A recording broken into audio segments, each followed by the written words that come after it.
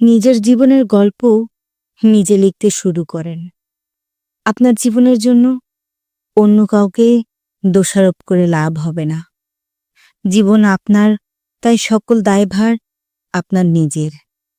আপনাকে নিয়ে অন্য কেউ এত চিন্তা করবে না যতটা চিন্তা আপনি করবেন। তাই কে কি করলো আপনার জন্য বা কেউ কেন কিছু করলো না তা নিয়ে না ভেবে নিজেকে এগিয়ে নিয়ে যান।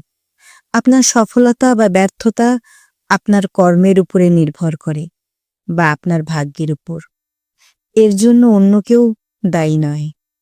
সময় গেলে শুধু আফসোস করবেন।